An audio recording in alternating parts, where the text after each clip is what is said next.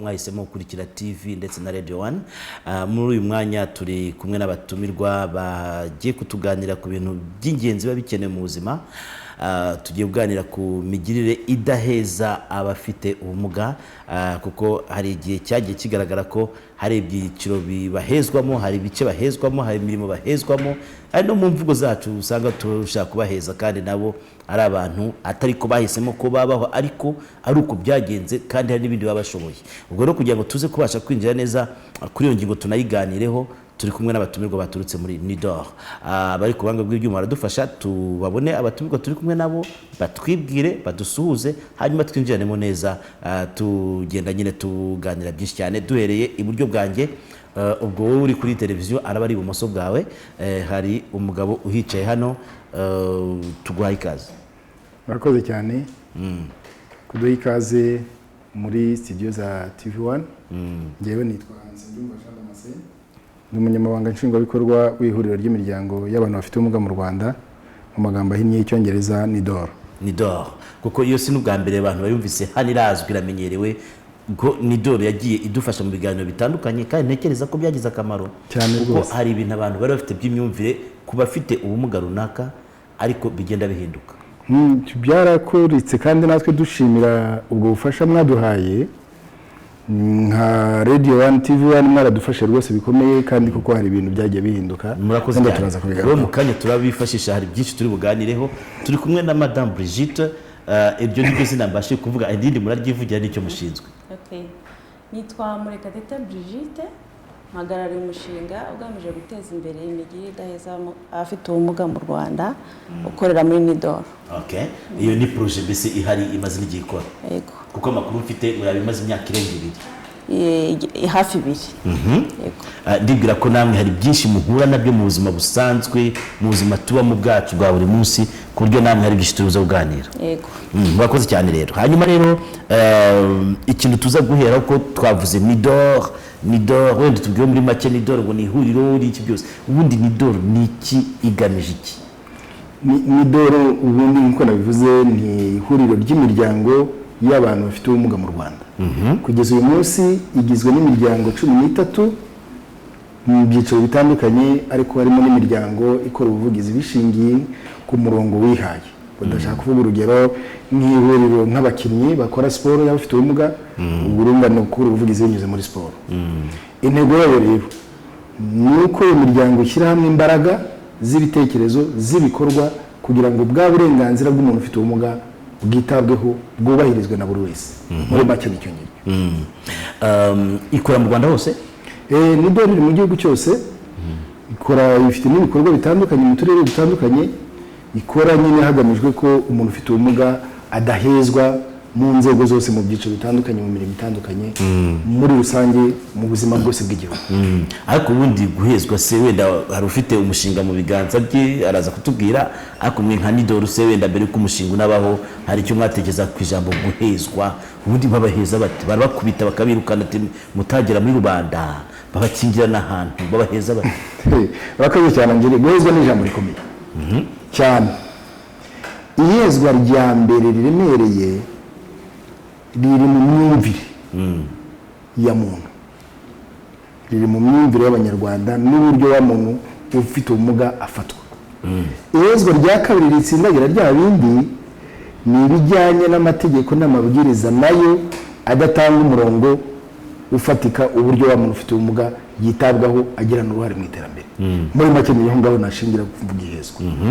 Ariko iyo twumvise ihezwa ukajya mu duce dutandukanye tubuzima bw'igihugu, bw'imigirire y'abaturage, ubona uko wa muntu afatwa, uko wa muntu yitabwaho, uko wa muntu deja iyo muri ya magambo y'Ikinyarwanda iyo tuvuze mu bare ndavuga gutyo ikimuga, duho mukuye mu nteko ya mbere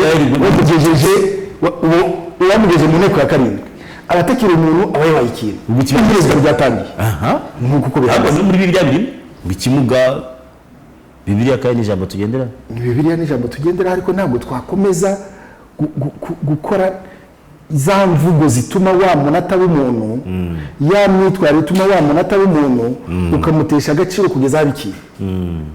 Ni naho rero uba nyine kwa guhezwa kwatangiye, mu myumvire noneho bikaza mu migirire. ni nabyo byaje gutuma se haduka amagambo cyangwa habaho amagambo yakuragaho andi asanzwe mu kinyarwanda anafite ishinga akomokaho.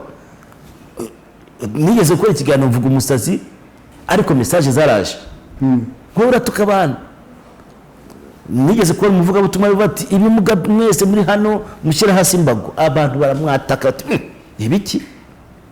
Niho haturutse naho ngaho byaturutse kuko navuze ibimuga byabaye ibintu niho ngaruka. Reka tubanze dufate nawe mazina adaheza, adatuma umuntu umwambura umuntu ukamugira ikintu, adatuma umuntu yisanzura mu mibanire ye n'abandi muri sosiyete. Ibyo nibimara kuvaho kandi abaraho bihera, yenda Brigitte araza kubivuga, bihera mu muryango bikabona kujya ahandi. Wa mwana wanjye nisi kimuga uburundi ze muturanye zamwitike namugize ikintu, ubwo se nzamwandikisha, ubwo se nzamuvuza, ubwo se nzamujyana ku ishuri. Hanyuma se uyu mwana se niba yabaye ikimuga bagenzi be muri quartier bazakina nawe? Oya, guhezwa byatangiriye hahandi. Sinzi aho nabonye ejo bundi niba burasirazuba bavuga ku bana bavutse bafite ngo forume nk'inkende, bavuga ngo utu tuntu dutera umwaku aka gace kandi ari abana. Ese kiranga umuntu ni iki? Ni forme physique cyangwa nuko ashobora kuvuga nkawe agakora ibikorwa nk'ibyawe nubwo yaba adasa nawe? Ese njyewe usa nawe? Wowe usa n'uriya? Niba tudasa se, niba tutagenda kimwe bitume numva ko dutandukanye uburenganzira bwanjye buhonyore? Oya, ahubwo hari ibiranga umuntu. Ibyo biranga umuntu arabifite nubwo yaba abuze urugingo rumwe, nubwo yaba atavuga, nubwo yaba atabona, nubwo yaba afite ikibazo mu mutwe, ariko ni umuntu. Ibiranga umuntu by'ibanze turabihuje mu burenganzira bwanjye rero. Ariko icyo dushaka wibuma ubigirishijwe n'ubwoba bw'itegeko rizaguhana, aricyo dushimira leta yacu, ahubwo bime kubera ko imigirire umuco ubu bikwemerera unabigutegeka kuko ugomba kumbanira neza nk'umuntu. Ubwo n'amategeko akaza yunganira, amategeko aza yunganira. Ariko itegeko ni iki? Itegeko ni ikirabo, ni nka miruwari ukwereka aho wambaye ko nishobora kuguhanagura. Ariko imigirire ni ya mibanire yacu kwa koroherana, kwa ya migenzereze myiza ituma uyu muntu yumva ko koko ari mu muryango, yaterwa ukamutabara, yagira ikibazo ukamufasha nawe akamufasha nubwo afite ubumuga. Ariko nese ritemo natwe ubwacu tuba dutandukanye kandi niyo mibanire myiza. Turashaka rero ko ibiri mu mategeko ni byiza, ariko tubikore ari imigenzereze myiza ya gipfura iri mu muco nyarwanda wo gukuraho za nzitizi zose zibangamiye umuntu ufite ubumuga. Duhereye kuri amazina, icyo cya mbere, kuko n'unyita ikimuga ntacyo uri bumwe, nyine ngomba gufashwa, ngomba kungaburira, ariko iryo zina ntabwo riyimesha agaciro. Nawe urivuze ntiriguhesha agaciro. Ubwo rero ku badukurikiye kuri radiyo nakubwira ko ubu tunafitemo umusemuzi ukoresha harya ubwo ni imvugo z'amarenga, ururimi rw'amarenga arimo kubasemurira kugira ngo abadukurikiye batumva batavuga babashe kumenya ibiri kuvugirwa hano. Katuramushimire cyane, nawe usubwa mbere aje hano buri abantu bamubonye baramumenyereye. Ariko tuvuze kuri izo mvugo, tuvuga kuri iyo migirire isa nkaho iheza abafite ubumuga babuvukana cyangwa se bukanazanye mu birashoboka. Ntekereza ko ari wahavuye umushinga wo kurwanya iri hezwa cyangwa se guhindura imyumvire y'abantu ku bijyanye n'ihezwa. Madame Brigitte niwo kuri uwo mushinga. Umushinga waje ute? Nyuma yo kugaragara ko hakiri imigirire cyangwa hakiri ihezwa ku bantu bafite ubumuga, nibwo Nidoro yicaye ikarorana n'abafatanyabikorwa basanzwe bakorana umunsi ku munsi, hatekerezwa uyu mushinga ukaba waratangiye gushyirwa mu bikorwa muri 2019 ugamije guteza imbere imigirire idaheza abantu bafite ubumuga mu Rwanda. Umushinga ukorera mu turere 5, mu mujyi wa Kigali dukorera muri Kicukiro, mu majyepfo dukorera muri Gisagara, mu burasirazuba dukorera muri Ngoma, mu burengerazuba dukorera muri Nyamasheke, naho mu majyaruguru ni muri Burera. Rero tuwutereramo inkunga na guverinoma y'Abadage ndetse n'umuryango w'Abadage witwa CBM. Ukaba uzamara imyaka 4. Cyane cyane intego yawo yibanze nuko uburenganzira bw'abantu bafite ubumuga bwubahirizwa nk'uko amasezerano mpuzamahanga abiteganya cyangwa u abivuga. Rwanda rwasinye mu mwaka wa 2008. Rero niba u Rwanda rwarasinye ayo masezerano mpuzamahanga, ni ngombwa ko hagira igikorwa kugira ngo ibyo rwasinye bishobore gukoreka cyangwa bishobore kujya mu bikorwa. Rero uyu mushinga waje cyane cyane ufite nk'ibintu nka bitatu by'ingenzi, harimo guhugura inzego zitandukanye, abayobozi yaba abayobozi ku nzego zo ku rwego rw'igihugu ndetse no ku nzego z'ibanze n'utwa turere dutanu dukoreramo, kugira ngo niba biba byiza gushyira mu bikorwa ikintu wumva neza cyangwa se ikintu uzi.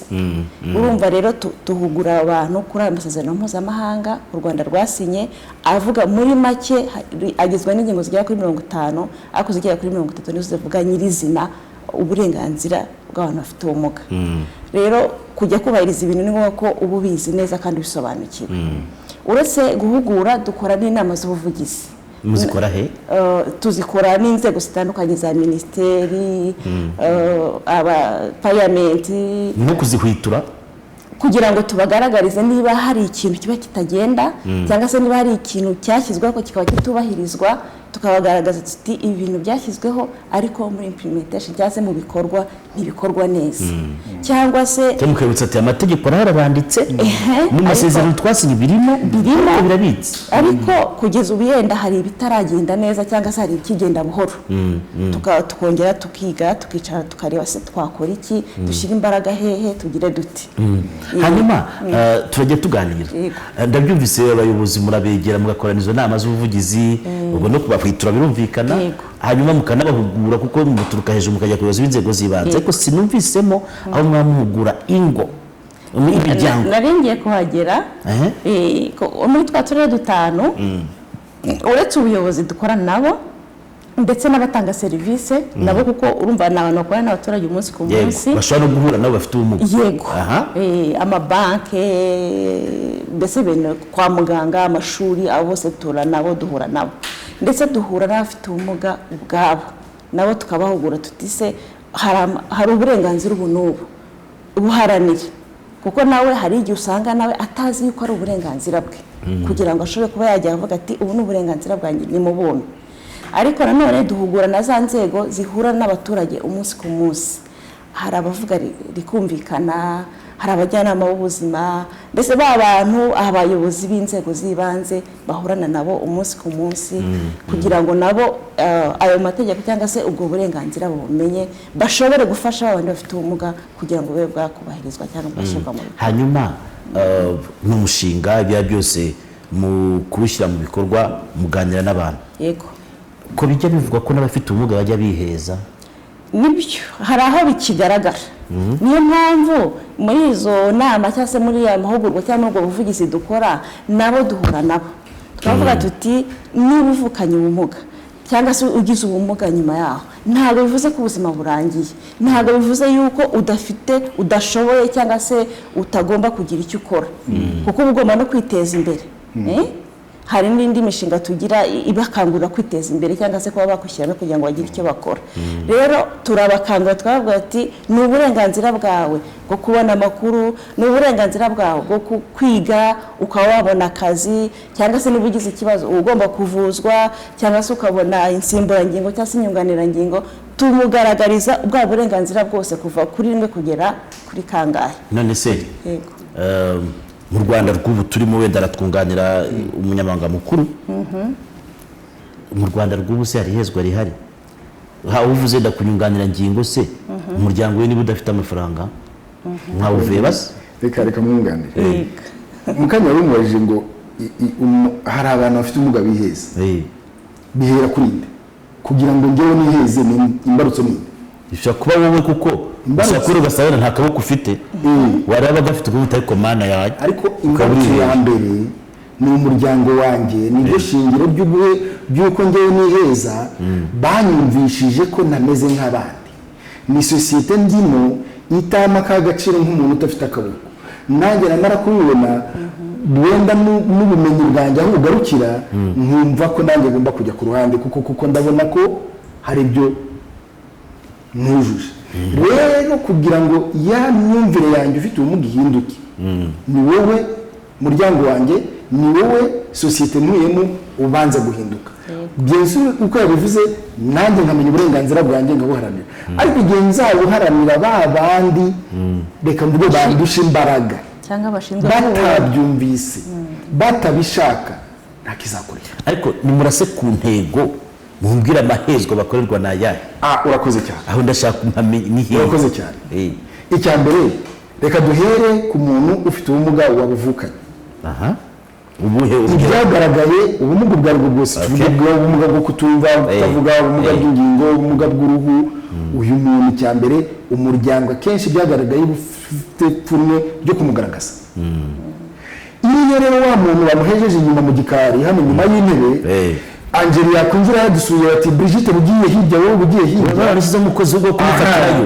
umufata umukomeze icyambere nuko uko Brigitte tumwohereza mu gikari bizagira nawe yumve ko bitutwe bimubwira yumve ko ari ariko bimeze ko yayi mu komanze agomba kujya mu gikari ihezwa ryatangiye kubera ko ntagaragara yisanzura hamwe n'abandi ndabyibuka 2015 umwana wari utuye mu Gatenga iyo bakuru be bajya kureba televiziyo we bamwoherezaga mu gikari koza ibyombo kubera ko atumva atavuga iryo ni ihezwa rya mbere uyu mwana se mwashyize mu gikari mudashaka ko abaturanyi bamumenya muzamwandikisha mu irangamimerere ihezwa rya kabiri riratangiye ntazwi mu gihugu ese niba mutamwandikishije ntarwara muzamuvuza uburenganzira ku buvuzi bwa yabuze ese azajya ku ishuri byarangiye niba ibi ngibi bibuze se bitatu bya mbere uratekereza ko uyu muntu azagira uruhare ku bukungu bw'igihugu ntabwo bizashoboka bazamuha isambu se azubaka se bazamwemerera gushaka umugore cyangwa umugabo se urumva ryahezwa ryatangiye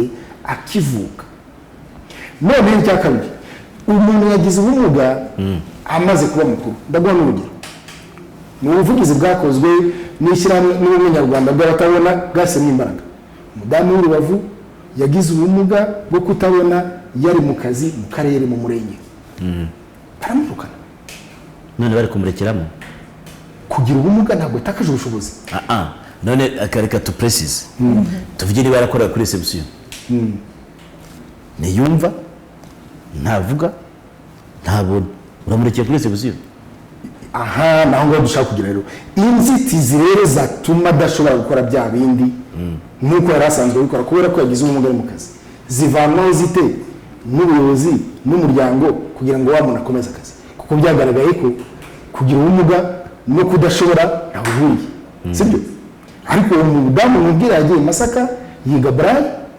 amaze kuyimenya niho n'ubundi bavuga ati ariko umuntu ubushobozi bwagarutse ashobora gukoresha Braille kandi agakora akazi ariko buriya byararangiye ubuvugizi bwakozwe kwerekana ko wa muntu abushoboye bituma asubira mu kazi ariko ntabwo ya migirire biri mu muco ko wa muntu nubwo afite ubumuga bishoboye ntabwo biba byarageze igihe izo mbaraga zose zishyirwaho kugira ngo asubire mu kazi ariko mu mushinga muze kubwira niba mutarabona ikibazo ngiye kwibaza hari igihe umuryango ushaka kuba nta rindi hezwa wakorera umwana wawuvutsemo ufite ubumuga ari uko ndavuga ku bijyanye cyane cyane kujya ku ishuri ari uko amashuri ashobora kumwakira akanamwigisha mu buryo bwatuma yiga budahari nubwo bavuze Braille i Masaka ari umuryango ukennye w'Urutsiro cyangwa Nyamasheke wazana umwana i Masaka ukwiye amafaranga ibyo byose bishobora kubaho ariko bidaturutse ku bushake bw'abagize umuryango ibi cyo nabivugaho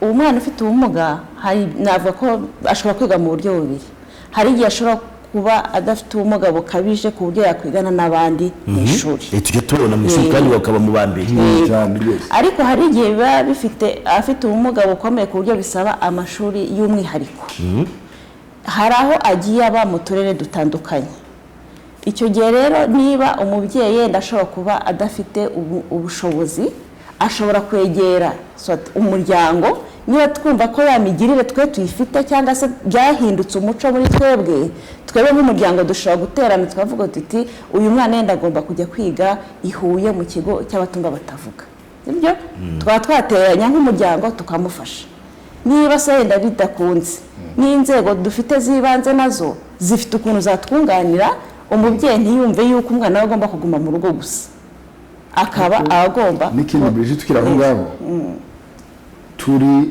muri gahunda y'uburezi budaheza niba turi muri gahunda y'uburezi budaheza ni ngombwa ko na rya shuri riri hafi aho wa mwana atuye ryakabaye rifite bwa bushobozi bwo kumwigisha hamwe n'abandi bijyanye n'ubumuga bwe. mbese niba cyumva ni nyine niho nshaka kugera. ubwo bushobozi ni ubuhe? cya kigo muri gahunda y'uburezi budaheza ni uko wa mwarimu wigisha agomba kuba azi rwa rurimi rw'amarenga kugira ngo afashe wa mwana utumva utavuga. ibyo ni ibintu bisohoka mu Rwanda? Birashoboka kuko biri muri ya masezerano twasinye. Kandi bivuze ko meruka ntabwo uciye mu ijambo, meruka kumva hasabwe ko ururimi rw'amarenga rwashyirwa mu ndimi zikoreshwa mu Rwanda. Gusaba ntabwo bivuga kwemezwa. None se abarimu dufite 66,000 muri leta, tukongera muri prive umubare ntazi neza, abo bose ninde uzabigisha urwo rurimi? Ko n'ubundi n'abasemuzi ari bake, uyu mpora mubona nta wundi njya mbona ngiye. Ahubwo mbere yuko mbaza ngo ninde uzabigisha, izo ngamba zo kubigisha zirahari, imfashanyigisho zirahari. Nibanze tubaze ingamba zo kubigisha urwo rurimi rw'amarenga zirahari. Ese twumva koko muri rwa rwego rw'uburezi budaheza babarimu bagabaye bamenye ibyo, none hakajyaho ingamba zo kubigisha? None ubwo ni ikigo tuzabibaza, ikigo nicyo tuzabibaza cyangwa tuzabibaza Mineduc? Aha mukanya nakubwiraga ko hari ubuhezwa ku buryo bubiri. Hari wa muryango, hari umuryango umuntu avukamo, famiye na community arimo, ariko hari n'amategeko. Ya mategeko ajyaho, hakajyaho n'ingamba zo kuyashyira mu bikorwa. Politike y'uburezi budaheza ni ishyiraho n'iyo mirongo migari mu gihe runaka ko rwa rurimi ruzaba rwamenyekanye, barimo bazahuguwe babumenye. Ariko biranashoboka bishimiwe na leta, byanatangiye ko muri TTCs ya mashuri yigisha abazasohoka bajya kwigisha byatangiye amasomo ajyanye n'abafite ubumuga. Ni byiza kugira ngo igihe runaka birimo se ntituramenya neza niba n'urwo rurimi, ariko birimo. Iyo ntibiri mu magambo gusa, birimo, byaratangiye.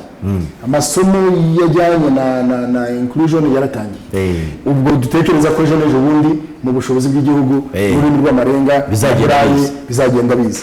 Niho navugaga ingamba zo kubikora zirahari kugira ngo bwa bushobozi bwa wa mubyeyi bwo kuvana umwana hano. Ntabwo ari byiza ko uyu mwana utabona, uyu mwana utumva utavuga ava i Nyamagabe akajya kwiga i Rwanda, kandi imbere hari ishuri, kandi tuvuga uburezi budaheza. Rero niba biri mu muco, birahera muri wa muryango wumve ko umwana wanjye ariga ahangaha kandi muramufasha. Umuyobozi w'ibanze w'umudugudu ati uyu mwana ariga ahangaha, umuyobozi w'ikigo avuga ati ariko abarimu banjye nta bushobozi bafite, abiharanire bitangire buhoro buhoro. Ni ukureba rero ngo mu migirire ya buri munsi turumva ko uwo mwana ari uw'umuryango, agomba kuba hafi, agomba gufashirizwa aho ngaho. Noneho turebe harabura iki, hakorwa iki. Hanyuma reka tutekereze ko wenda hari ababashije kwiga barangiza n'amasomo yabo bakaba bararangije. Nibwira ko mu kazi nta kibazo cyo guhezwa kikiri? Haracyari ikibazo. Kuko mu kazi barimo babaha akazi, haracyari ikibazo gikomeye. Ariko abantu babimukoresha bangahe? Yaba atagasabye ko akamuha? Yagasaba atazi niba ibigo bijya gushakashaka mu midugudu ngo ntaba afite ubumuga ngo muze tubahe akazi. Hari ibigo muzi bikora gutyo? Oya, nabyo. None se kumbaza ngo barihe, yaba ataragasabye bakakamuha se? Ahubwo se abagasabye bo barakabonye, abagasabye bo barakabonye. Munyereke noneho uburyo mu kazi bahezwa. Mu kazi icyambere guhezwa nta pratique ubu ngubu cyangwa imigirire ihari y'uburyo za mbogamizi zivaho kugira ngo wa muntu ufite ubumuga nabona ka kazi hahandi agakore neza. Icya kabiri, zindi mbogamizi, politike y'umurimo mu Rwanda ivuga iki? Ivuga ngo ku manota angana akazi gahabwa ufite ubumuga. Nabambwira niko bavuga. Rero twarasabye ko bihinduka, ntabwo nzi ku rwego runaka ko byemejwe. Ingingo ntabwo nibuka iyo ari, ariko ivuga ngo iyo mwakugize amanota angana aka kazi karahabwa ufite ubumuga. Ese wowe ukoresha ikizamini ni kangahe abo bantu bazanganya amanota? Icya kabiri, ese amatangazo y'akazi agaragaza uko ikizamini kizakoreshwa kugira ngo kibe gikuraho imbogamizi na wa muntu ufite ubumuga agikore? Turimo turavuga naho harimo challenge, turimo challenge. Ni ukuvuga ngo ni naho navuga ko nabyo birimo wa muntu ufite ubumuga azihezwa mu kujya kwaka akazi kuko azi neza ko nta facilities zihari zizamworohereza. ntashobora se kubyitekereza ngo bishobora kuba nta facilities zihari atagerageje ngo agereyo. Benshi baragerageje kaguhe nk'urugero rumwe.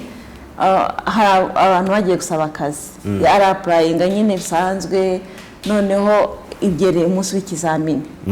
Bigeze umunsi w'ikizamini bamanika amatangazo bati yenda bari abantu benshi, bano barakorera ku aha n'aha, abantu bakorera aha n'aha, bano bakorera aha n'aha. Yagiye atabona, noneho kugira ngo azamenye icyambere, imbogamizi ya mbere yagize kugira ngo azamenye ahantu aherereye ahari bukorere. Yenda icyiciro iki n'iki kirakorera kore primaire ya Kacyiru, ibyo ni gutanga amakuru ku gihe. Nayo makuru ntiyamenye. None yagera kuri site imwe akabaza uti ndebera ko ndiho nitwa gutya, akareba ati oya ntabwo uriho. Batari ko hari indi site yenda iri hano hepfo mu Kabagaye, n'akabanyaro ugateze kimoto cyangwa se kumva kugerayo nabyo biramugoye. Aragiye nawo ntahageze, aza kwisanga kuri site ya gatatu. Yisanze kuri site ya gatatu urumva yahageze yakererewe. Barangije ikizamini, batangiye ikizamini, hari iminota ntarengwa kugira ngo ube nawe ujye mu kizamini. Ahageze ati ndibonye ndi kuri site nabanje kujya gushakisha. Arambwira ati oya wakererewe ikizamini ntabwo uri bujye. aho waveba nde hari uguhezwa mu kubona amakuru kugiye. Nabyo ni imbogamizi kuko no muri ya masezerano Brigitte yavuzeho harimo no kubona amakuru ku gihe ko n'umunyarwanda mu buryo bwagutse ni ushinzwe kuyatanga. Ni za nzego zishinzwe kuyatanga, ni bwa buyobozi bushinzwe kuyatanga. Hari n'ikindi wenda tutagenda tutavuzeho no guhezwa mu nzego zifata ibyemezo. Reka mbuhe urugero byagiye biba mu gihe gishize, wenda bizagenda bikosoka. Turi mu matora y'inzego z'ibanze, turi mu matora y'urwego runaka. Ubwo ndagira ngo wenda byari byinshi bigize ariko bajya kwiyamamaza mu rwego rw'abagore, ngewe ngende umugore ufite ubumuga atereka nabwo mufite umurongo wanyu NCP. Byumvikana ko hari ihezwa riza mu nzego mu bice bitandukanye by'ubuzima bw'igihugu, ariko nubwo amategeko yashyizweho ahari akwiye kuba yubahirizwa, twebwe tugasaba ngo uko kugira ngo umuntu ufite ubumuga yisanzura ahabwe uburenganzira bwe bihinduka umuco nk'uko twakoze tuzi ko iyo umuntu wese ugusumba yinjiye mu nzu wicaye uramuhagurukira, yinjiye muri bisi uramuhagurukira akicara. Umuco twumvaga ko umuntu wese ugusumba umuhereza umukono, reka bibe n'umuco kugira ngo umuntu ufite ubumuga ahabwe ubwo burenganzira. Umuco nk'uko biriya amategeko ko 30% by'abagore, ariko iyo abantu bose bakora planification bavuga mwibuka abagore ntabwo banza kuvuga ngo itegeko rivuga ibi, byamaze kujya mu migirire ya buri munsi. Bijya mu migirire twumve ngo twateguye ikizamini, turashoboka ko abantu bafite ubumuga bazaza gusaba akazi nabo bakaplayinga nk'abantu turebe itangazo uko rizaba riteye kugira ngo bose baribone. Hari abantu batanze ibitekerezo, reka tubivuge ko dusigaranye umwanya muto. Ubwo uragiye timwaramutse, icyo kiganiro ni cyiza pe. Hari ijambo yakoreshemo nawe ndaza kurimukosora, yavuze ngo ikibazo ni mbabaza. Tuzi ko mu babana n'ubumuga yakoresheje mu babana bafite umuntu abana n'ibyo yahisemurega. Abafite ubumuga harimo abazi ubwenge n'ubumenyi, kugira ngo ababahagarariye muri ya miryango yo hejuru bashyirweho hakurikizwa iki? Niki gikurikizwa njyaho n'amatora ahari. Bati nitwa Theogene ndi Nyamagabe, nigisha amasomo y'uburezi budaheza. Mu by'ukuri turashima aho ibintu bigeze, ariko turasaba ko ibyo bitekerezo n'ingamba mufite bimanuke bive i Kigali bigere aho bikomeye. Ikindi niba mukoze ubukangurambaga mwongereho follow up, murakoze. Namwe ari kubahwitura. Hari n'undi hano kuvuga ati aragira ati mwaramutse neza kuri TV1 mutubarize kubirebana n'ubumuga. Ese ni gute bamenye uburyo bapima ubumuga, cyane ko maze iminsi mbona hari benshi bavuga bati twararenganijwe n'umuganga runaka ku gipimo cy'ubumuga, aho mushobora kugenda mufite insimburangingo mu mubiri bigaragara ko uri wamugaye, yaravuze ngo uri kimuga wamugaye, noneho umwe bakamuha igipimo kinyuranye n'icyundi kandi mwese mufite ubumuga bumwe. Urugero, njye nakoze impanuka mvunika umugongo, diske zirameneka barambaga, bashyiramo ibyuma byasimbuye ingingo, bagiye kumira igipimo cy'ubumuga bampa munsi ya 1/2 cy'ibipimo fatizo mpuzamahanga.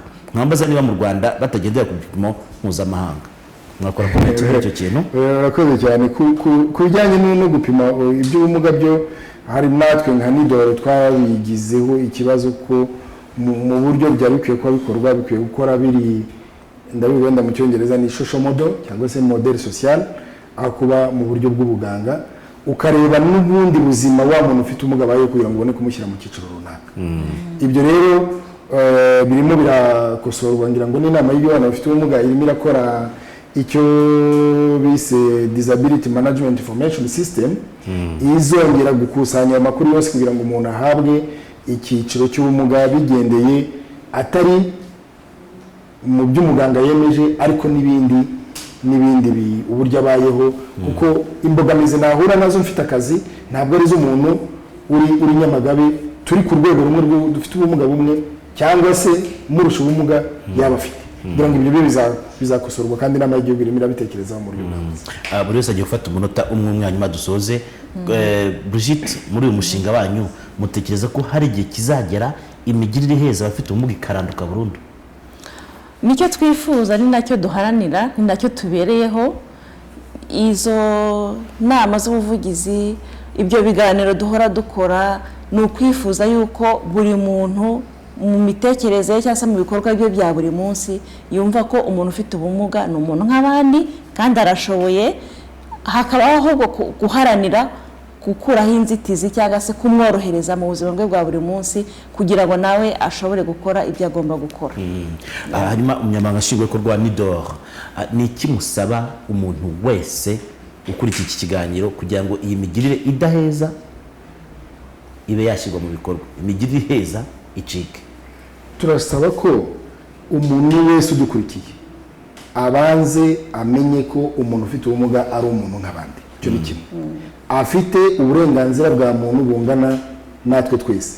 Icya kabiri, dutekereze ko ubumuga bushobora kuzira igihe bushakiye ariko ibintu tubikoreshwa n'ubwoba, ahubwo dufatanye gukuraho za nzitizi zose, ndavuga zose mu bice mu buzima bwose bw'igihugu zituma wa muntu uburenganzira bwe bitubahirizwa, kandi tubikore mu muco dukorera mugenzi wacu w'umunyarwanda, dukorera ikiremwa muntu nkatwe twese.